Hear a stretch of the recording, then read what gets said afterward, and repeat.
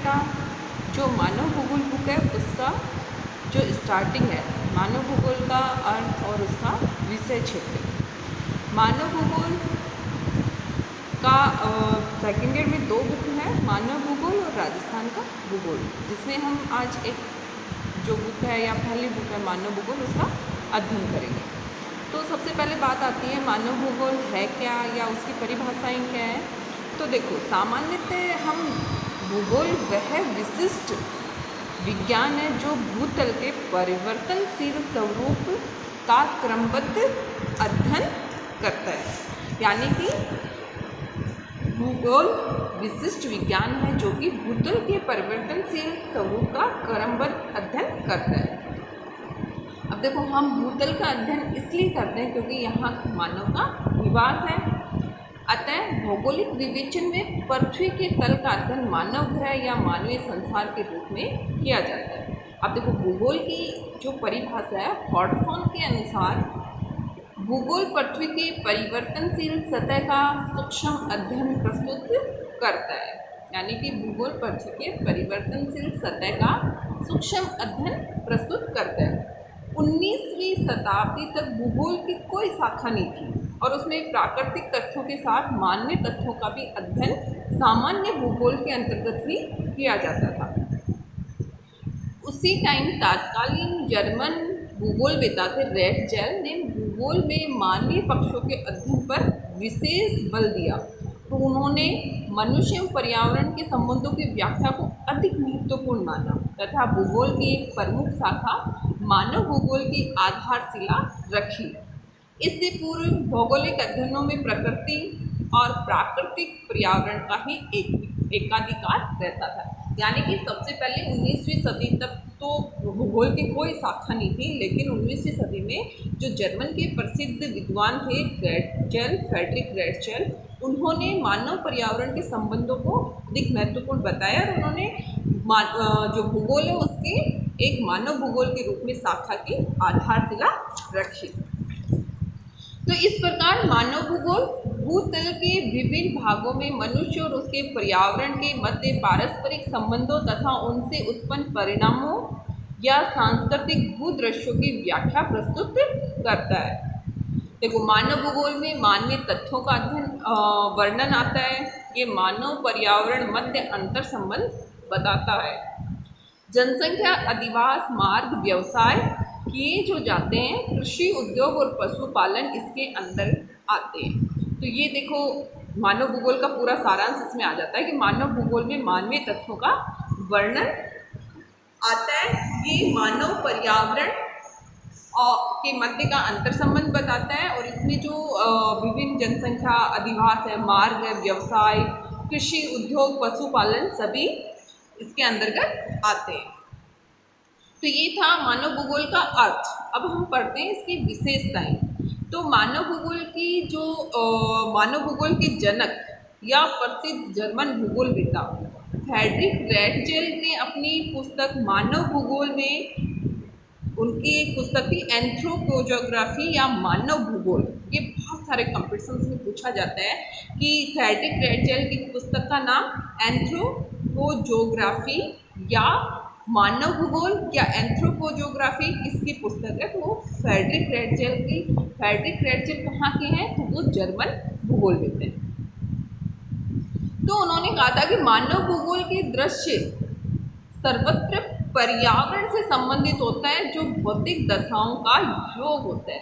यानी कि उन्होंने कहा था कि मानव भूगोल के जितने भी दृश्य वो पर्यावरण से संबंधित होते हैं और वो भौतिक दशाओं का योग है। ये तो थी फ्रेडरिक रेटजेल के अनुसार परिभाषा। एक परिभाषा फिर उनकी एक शिष्या थी जो कि अमेरिकन भूगोलवेत्ता थी कुमारी सैंपल ने दी थी, और ये परिभाषा बहुत इम्पोर्टेंट है कि चंचल मानव और अस्थायी पृथ्वी के बीच पारस्परिक परिवर्तनशील संबंधों का अध्ययन ही मानव भूगोल है। यानी कि चंचल मानव या क्रियाशील मानव और गतिशील पृथ्वी या अस्थायी पृथ्वी के मध्य परिवर्तनशील संबंध का अध्ययन ही मानव भूगोल है। तो ये थी कुमारी सैंपल के अनुसार मानव भूगोल की परिभाषा। अब आता है फ्रांसीसी विद्वान वी डी ला ब्लास। अब देखो जो मानव भूगोल का सर्वाधिक विकास हुआ है वो फ्रांस में हुआ है। वीडिला ब्लास के अनुसार मानव भूगोल पृथ्वी और मनुष्य के बीच पारस्परिक संबंधों का एक नवीन विचार प्रदान करता है, जिसमें पृथ्वी को नियंत्रित करने वाले भौतिक नियमों तथा उस पर रहने वाले मनुष्यों के पारस्परिक संबंधों का अधिक संश्लिष्ट ज्ञान समाहित होता है। तो इसमें भी वही बात की गई है कि मानव और पर्यावरण के जो संबंध है और पृथ्वी को नियंत्रित करने वाले भौतिक नियम और जो इस पर रहने वाले मनुष्य हैं उसके पारस्परिक संबंधों का अधिक संश्लिष्ट ज्ञान समाहित होता है किसमें? मानव भूगोल में। अमेरिकी भूगोलवेत्ता एल्सवर्थ हंटिंगटन के अनुसार मानव भूगोल भौतिक पर्यावरण और मानवीय क्रियाओं तथा गुणों के पारस्परिक संबंधों की प्रकृति एवं वितरण का अध्ययन है। फिर डेकेन फीट्स के शब्दों में मानव भूगोल को मनुष्य और उसके कार्यों के अध्ययन के रूप में देखा जाता है। तो ये था मानव भूगोल की कुछ परिभाषाएं थी जिसमें हमने फ्रेडरिक रेटचेल की देखी। फिर कुमारी सैंपल के अनुसार, वी.डी. लाप्लास के अनुसार, हंटिंगटन के अनुसार, डिकेट्स एवं फीट्स के अनुसार।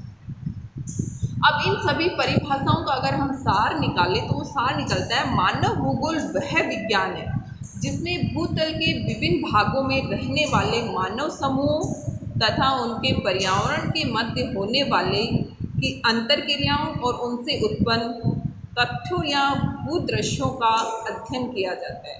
यानी कि विभिन्न स्थानों पर रहने वाले मानव समूह तथा उनके पर्यावरण के मध्य जो अंतरक्रिया होती है उस अंतरक्रिया के दौरान जो भी तथ्य या जितने भी भूदृश्य उत्पन्न होते हैं उनका अध्ययन ही मानव भूगोल है। तो ये थी भूगोल की जो मानव भूगोल है उसकी परिभाषाएं। अब हम पढ़ेंगे मानव भूगोल का विषय क्षेत्र। तो देखो 19वीं शताब्दी में सर्वप्रथम रेटचेल महोदय ने भौगोलिक अध्ययन में मानवीय पक्ष को एक महत्वपूर्ण माना और उन्होंने मानवीय पक्ष को भौतिक पक्ष से पृथक किया और एक पृथक विज्ञान के रूप में मानव भूगोल को स्थापित किया। तो इससे पूर्व मनुष्य और उससे संबंधित जितने भी पक्षों का अध्ययन है वो भौतिक पक्षों के साथ ही सामान्य भूगोल के अंतर्गत किया जाता था।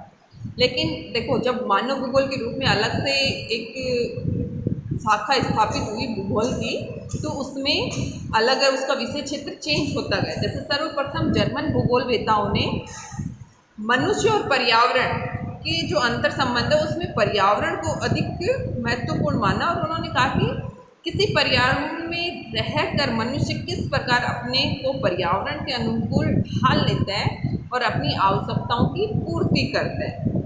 लेकिन जब एक स्वतंत्र विज्ञान के रूप में 20वीं सदी में फ्रांसीसी भूगोलवेत्ता ने जो मानव भूगोल में कार्य किया और उन्होंने इसके अंतर्गत मनुष्य और मानवीय तथ्यों के अध्ययन को प्रमुखता प्रदान की। यानी कि उन्होंने पर्यावरण को अलग करके उन्होंने मनुष्य को सर्वोपरि माना। जो मानवीय और पर्यावरणीय तथ्य है उनमें उन्होंने जो मानवीय तथ्य है उनको अधिक महत्वपूर्ण माना। फिर आगे अमेरिकी और ब्रिटिश भूगोलवेत्ताओं ने इसमें अलग से परिवर्तन किए। तो इस तरह से इसके विषय क्षेत्र में परिवर्तन होते जा रहे हैं। अब हम देखो इसके जो विषय क्षेत्र उसके अलग अलग विद्वानों ने अलग अलग आधार पर इसका विषय क्षेत्र बताए। तो हम सबसे पहले पढ़ते हैं वी.डी. लाप्लास का मत। तो उन्होंने उनकी एक पुस्तक आई थी मानव भूगोल के सिद्धांत, प्रिंसिपल डी ज्योग्राफी ह्यूमन, और देखो ये फ्रांसीसी भाषा में थी और इसका प्रकाशन 1912 में इनकी मृत्यु के पश्चात हुआ। इन्होंने 3 जो मुख्य वर्ग है उन्होंने मानव भूगोल के तथ्यों को 3 वर्गों में विभाजित किया। पहला आता है जनसंख्या, दूसरा आता है सांस्कृतिक तत्व और तीसरा आता है यातायात के साधन। तो ये था वी.डी. लाप्लास का मत। अगला आता है जीन ब्रून्स का मन। जीन ब्रून्स ने भी एक पुस्तक लिखी थी ह्यूमन ज्योग्राफी, मानव भूगोल, और उसमें उन्होंने मानव भूगोल के तथ्यों की विवेचना की। उन्होंने 2 भिन्न ढंगों से इसको विभाजित किया। पहला सभ्यता के विकास के आधार पर वर्गीकरण, दूसरा यथार्थवादी वर्गीकरण। सभ्यता के विकास के आधार पर उन्होंने 4 भागों पे बांटा इसको। सबसे पहले उन्होंने बांटा कि अनिवार्य आवश्यकता का भूगोल, जिसमें उन्होंने मानव की जो 3 प्रमुख आवश्यकताएं हैं भोजन, वस्त्र, आवास को सम्मिलित किया। दूसरा उन्होंने सभ्यता के विकास में दूसरा उन्होंने जो तथ्य शामिल किया वो है भू शोषण का भूगोल।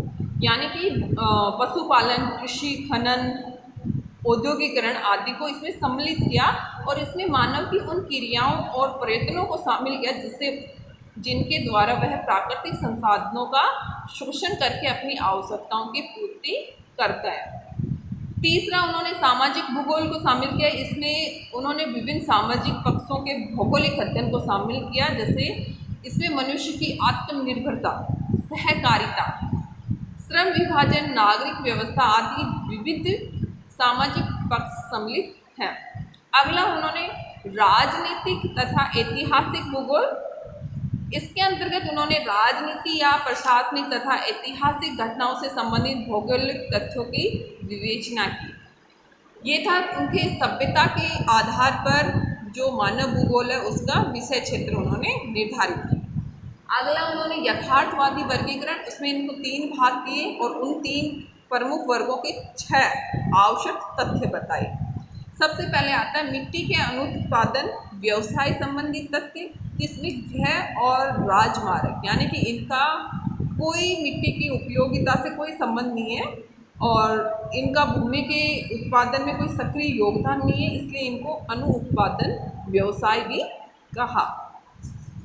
पौधों और पशुओं पर विजय संबंधी, यानी कि कृषि और पशुपालन, इसके आवश्यक तथ्य हैं। और देखो ये प्रकृति पर हम माने कि कृषि प्राकृतिक वनस्पति पर तथा पशुपालन जंगली पशुओं पर मानव की विजय या मानव की जीत है।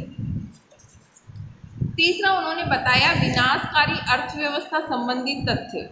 इस वर्ग के 2 आवश्यक तथ्य हैं। पहला, खनिज संपत्ति का शोषण और दूसरा, पौधों और पशुओं का विनाश। और इन विनाशकारी आर्थिक क्रियाओं को उन्होंने आर्थिक लूट अथवा इस प्रकार की अर्थव्यवस्था को लुटेरी अर्थव्यवस्था का।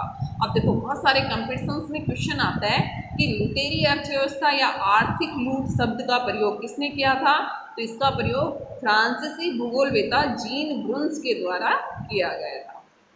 अब आता है एल्बर्ट हंटिंगटन के अनुसार। एल्बर्ट हंटिंगटन ने जो 3 प्रधान श्रेणियों में विभक्त किया है मानव भूगोल के तथ्यों को, उन्होंने एक चार्ट के द्वारा इसको समझाया है। जो 3 प्रधान श्रेणियां, उसमें पहला आता है भौतिक दशाएं, दूसरा जीवन के प्रकार और तीसरी मानव प्रतिक्रियाएं।